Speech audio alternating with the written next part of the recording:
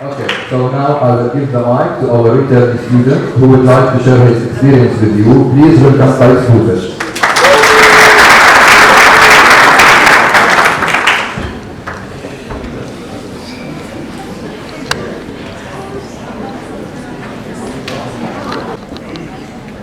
Thank you, Mahmoud. Hello, everyone. This picture was taken on June 6, 1944, in Normandy, France. On this day, more than 160,000 Allied forces stormed these beaches to begin the country's liberation from Nazi occupation. 75 years later, I stood on these very beaches. Now, how did this GW student who wasn't really fond of traveling end up in this distant place? A place he would never have imagined visiting other than in his favorite video game. This is my story. Welcome, ladies and gentlemen. My name is Qais Boufish. I'm a fifth-year industrial engineering student. I traveled to Germany in February 2018. I studied at the Ernst Abbe Hochschule in Jena. I studied at the Ernst Abbe Hochschule in Jena and did my internship at Linde Material Handling in Aschaffenburg. Here's a quick overview of how my German year went.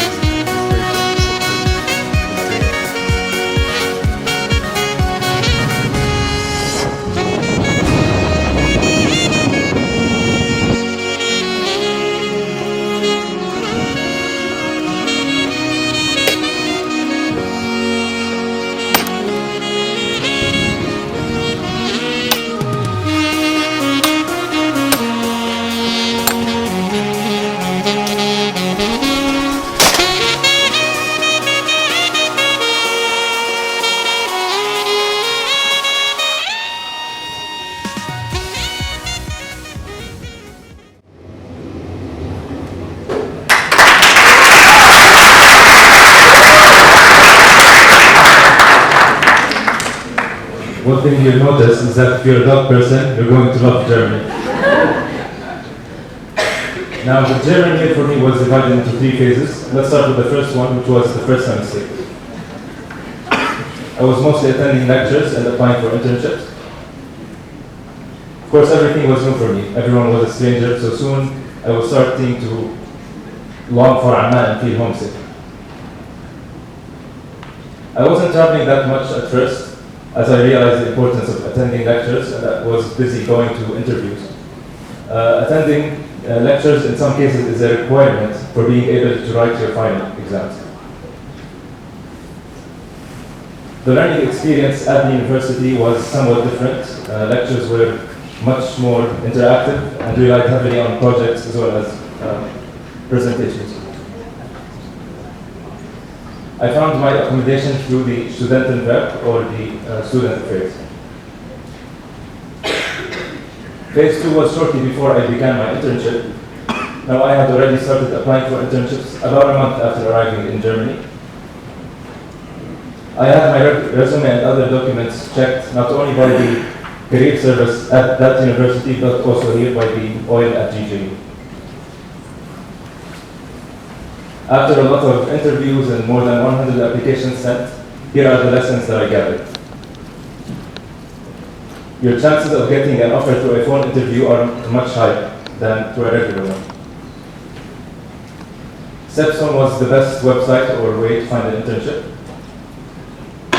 Don't limit your applications to certain cities or positions. You should apply in all cities for any position relevant to your field of studies.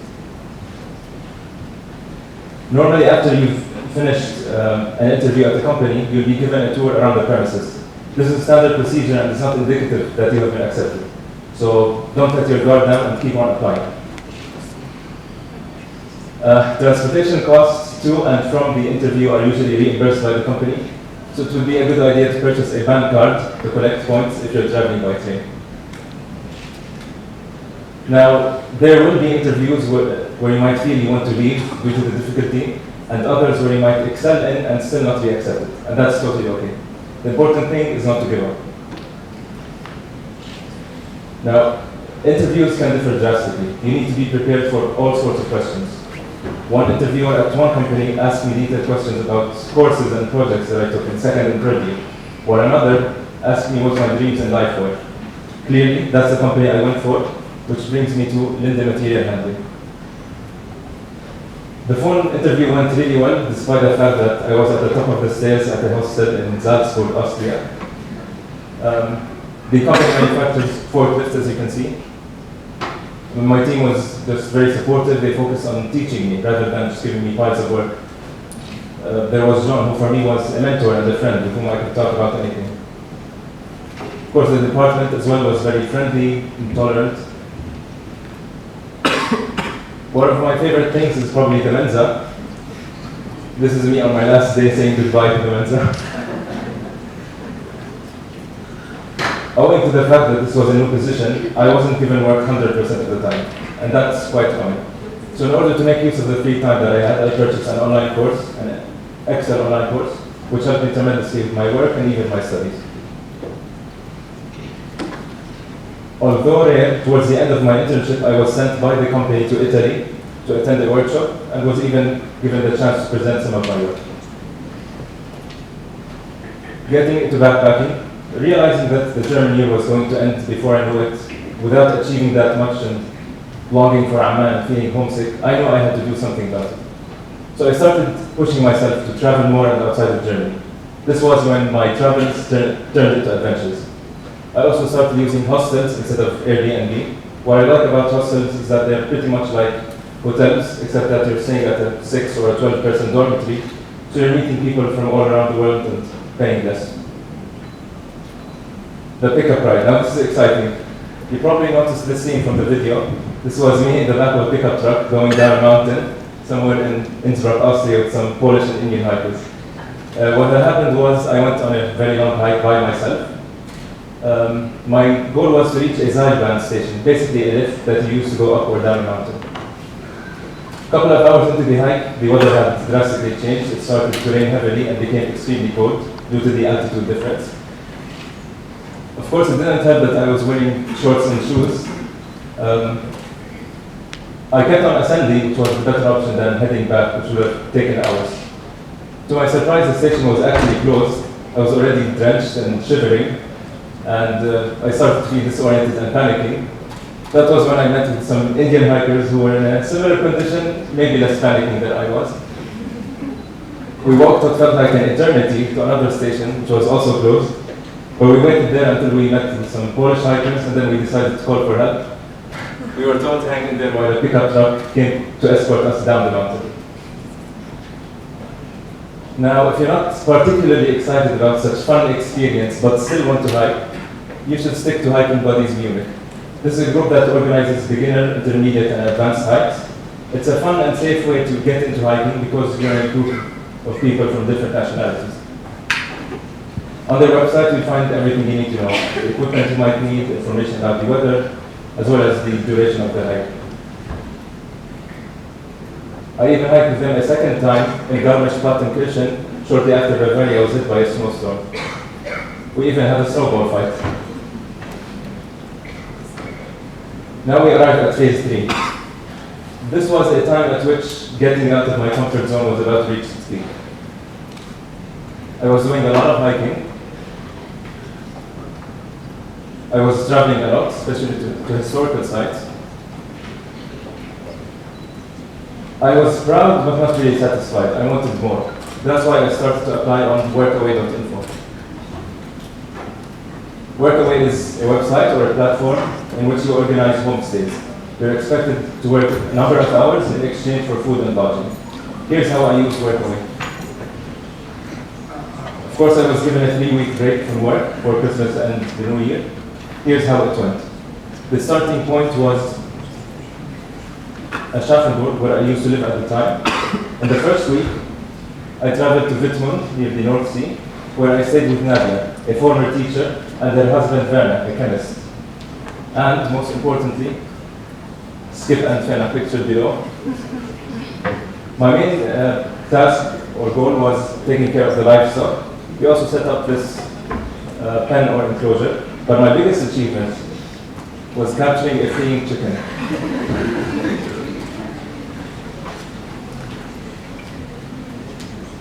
Afterwards, I went back home, then traveled to France to visit Paris and Normandy. This is Point du Hoc, the historical site of the World War II Normandy landing. One thing you'll notice is that I didn't head straight back home, but instead proceeded to the second Workaway property or farm, which was Niski, a small town near the Polish border, where I stayed with Frederick, a man who gave up all sorts of professions just to work on his own farm. For 5 straight days, I only chopped wood.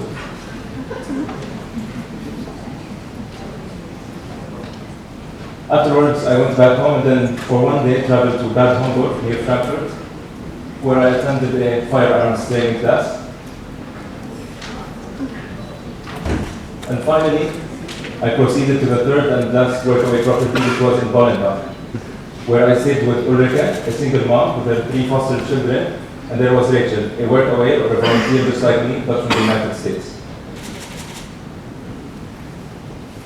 There I took care of horses and even learned how to ride them.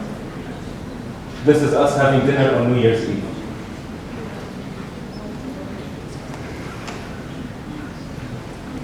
Despite the fact that this year was one of the best years in my life, I have 2 regrets.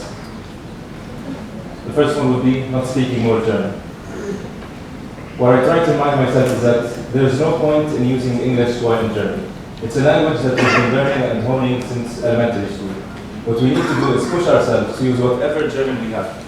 After all, that's the only way it's going to improve. Others are going to be supportive. They will not care about those silly mistakes we make a big deal out of. Confidence is what matters. I remember having a colleague at work who had an A2 level in German, but spoke way more confidently than someone with a B2. The second regret, yes, believe it or not traveling more, despite all of those travels that I went on. But I strongly believe that traveling doesn't need to be long, expensive, or complicated. You can go to the smallest village and make the best memories in your life, just like I did when I spent Christmas and New Year's Eve with German families. It's all about having an enlightening experience, traveling new places, meeting new people, getting out of the comfort zone. It reminds me of the time I went to Bonn and Köln 2 days before my flight back home. I didn't do a lot of things, except I talked to some of the tourists and some of the locals in the street. It was even stopped at this Amnesty International stand where the lady explained to me what their mission was and what they were campaigning for, and we had such a wonderful conversation that I realized that such experience is much more rewarding, in my opinion, than standing next to the Eiffel Tower posing for a picture. We're nearly done, everyone. Here are the apps, websites, and other tools that help me. For accommodation, I use Airbnb and Booking.com. For transportation, I traveled mostly with the Deutsche Bahn, using their mobile app or their website, and also purchased their Bahn card. There's BlaBlaCar, which is pretty much like DJU traveling, except that you're paying a smaller fee. Flixbus is a cheap alternative for trains.